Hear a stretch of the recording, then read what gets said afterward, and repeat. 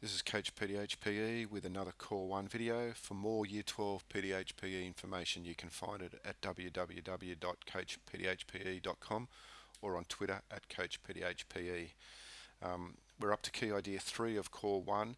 What role do healthcare facilities and services play in achieving better health for all Australians?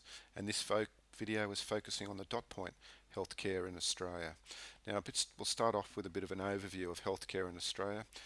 The main aim of the healthcare system in Australia is to provide healthcare and facilities for all people, regardless of their income status, what culture they're from, their age or their gender. It's all about social justice, the idea of giving everybody a go at achieving good health. Also, a central aim of healthcare in Australia is in having an increasing focus on prevention over a cure. And in this particular dot point, we'll also have a look at the responsibility for who is responsible, for healthcare in this country, and we focus on the levels of government in particular. So the first dash point is the range and type of health facilities and services. Now, health services and facilities can be classified in two ways, either institutional and non-institutional. Examples of institutional are probably the buildings is a good way of describing it. So hospitals and nursing home are examples, and your non-institutional is, if you like, the people who work in the building, so doctors, nurses and other healthcare professionals, and also all pharmaceutical and medicines. A key definition to understand here is public health services, and this is this idea of talking about before of focus on prevention rather than cure, and examples of public health include immunisation services and cancer screening. Next dash point is who is responsible for health facilities and services. Now, primarily people would probably think it's government responsibility, and there's three levels of government in this country: federal, state and local. The federal government is responsible for running Medicare and the Pharmaceutical Benefit Scheme, but also their responsibility lies with handing over the big cheque each year for state governments. Now, when state governments get that money, they're in charge of delivering actual health services. So the running of the hospitals is probably their central focus. The minor player in this is local government. They're responsible for running the local community healthcare centres. An example there is newborns for mothers. They get a couple of visits from a nurse each year to give them some tips on mothering. Private sector is also responsible for delivering health in this country. That can further be classified into two areas. You've got your non-profit organisations such as Cancer Council Australia and Diabetes Australia, who are responsible for promoting positive health messages. And then you've got the groups who are involved in all about attempting to make profit. That include private hospitals, GPs, your local GP, and then specialists such as dentists and physios. Dash point, equity of access to health facilities and services. This is the whole idea about social justice, and as I said before, the central aim of healthcare in this country, its main goal is to provide equity of access to all groups. Now, if you listen to some of my previous videos on a previous dot point in the syllabus, there are a number of groups in this country who don't receive equity, and I focused on two. We have the ATSI people, Aboriginal and Torres Strait Islanders, and also people who live in rural and remote areas. And I'd encourage you to listen to those videos to get a better understanding of groups who are unfairly treated when it comes to health in this country. Now, having said all that, Australia as a nation actually does a reasonable job of providing equity compared to other countries. I think we're ranked number 3 on a ranking scale provided by the World Health Organization. And probably the main reason for that is the Medicare system in this country, which provides, serious medical cover to all Australians at either free of charge or at a very low cost.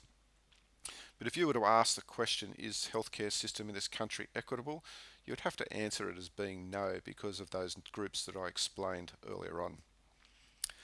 Next dash point is healthcare expenditure versus expenditure on early intervention and prevention. Now, there's two types of health expenditure in this country. There's recurrent expenditure, that's so your ongoing costs such as doctors' salaries and nurses' salaries, and also bandages, so that you can't use bandages multiple times, they're just a one-off expenditure. And then you've got your recurrent expenditure, which is, your capital expenditure, which are the buildings or equipment.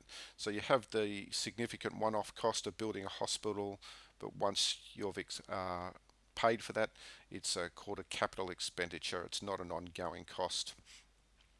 The total money spent on health in 2011 was $130 billion. Now that's a significant amount, and that amount increases to rise every year in this country, and there's some real serious concern about Australia's ageing population. But as the country gets older and older, that amount is just going to increase even further. Now, the government is aware of this, so there's an increasing move in this country to move to a more curative approach, that's prevention over treatment, because the government sees that will be a significant cost saving for the healthcare system. Expenditure on public health is increasing, but it needs to be increased even further because of the ageing population. And the question often gets asked, well, why isn't even more money spent on it? Now, it might sound a bit cynical, but I think the reason is that it's not a vote winner for governments. They would prefer to spend the money maybe on a hospital, in terms of that's the treatment approach. That's an immediate vote winner for the current government, as opposed to a prevention approach, which the current government may not see the benefits for, say, 20 or a generation down the future. And the current government won't get the credit for that. And by the time the benefits come around, they'll be well and truly out of office. So that's a bit of a cynical approach in terms of what I think more money is not spent on public health. Health insurance has a look, this dash point, at Medicare and private health insurance. And we're going to have a look here of how individuals actually pay for their health. And there's three ways: through Medicare, private health insurance, and out-of-pocket expenses. Now, a very quick summary of Medicare. It's a good idea to have a good understanding of Medicare. It's funded by taxes and also a Medicare levy on people's salaries, and that's currently charged at about 1.5%. So for someone on $100,000 a year, that's $1,500 of their money that goes to Medicare. Now, to try and, as an incentive to get people into private health insurance, high income earners who don't have private health insurance would have to pay an extra 1.1% on top of that, so they would be paying 2.5% of their salary. But it actually works out to be quite cost effective for most people to have private health insurance, particularly if they're a high income earner, and that's the reason for that, is that it takes pressure off the public health system. There's also this idea of gap payment. What that is, as an example, to keep the figures easy to understand, if I went to my local GP and the bill was $50, there's a fair likelihood once I hand over my Medicare card that Medicare would pay around, say, $40 of that amount, and then I'd have to cough up out of my own pocket $10. That's known as the gap payment.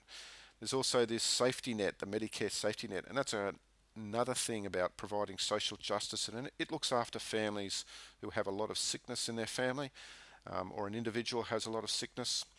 What that is once it gets over a certain amount, let's say $1,000 a year, a Medicare safety net comes in, which takes some pressure off those families, and the government will then pick up a more significant slice of the bill.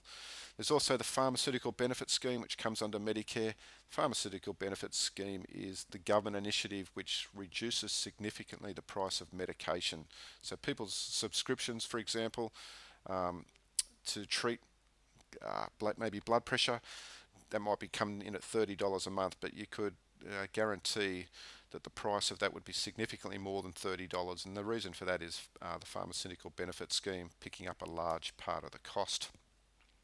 Private health insurance, it's not compulsory, but almost 50% of the population have private health. The government would like to see that figure increase significantly, and as I said before, there's a 1% surcharge to encourage people into private health insurance. The government also, about a decade ago, introduced the government rebate, where the government pays the first 30% of your private health insurance. Again, that's an incentive to get more consumers taking up private health.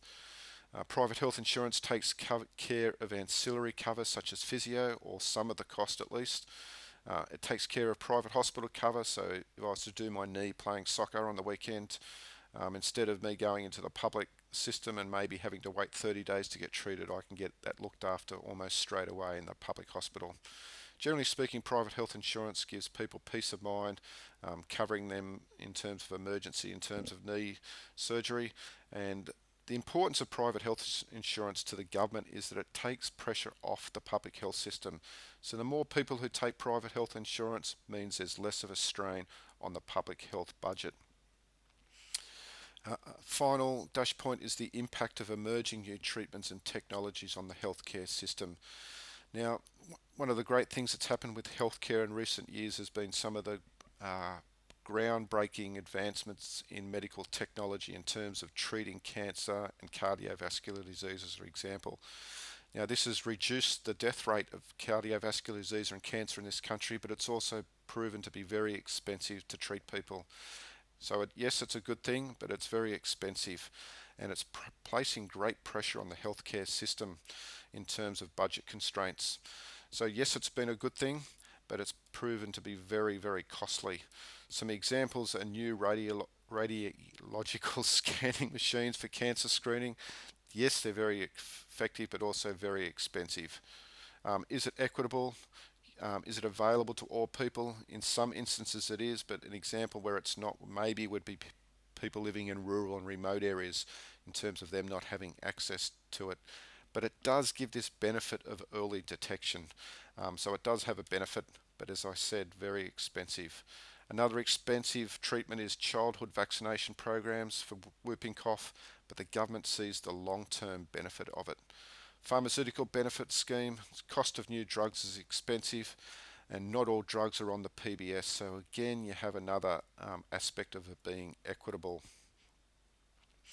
For more Year 12 information, you can find it at coachpdhpe.com or on Twitter at coachpdhpe.com.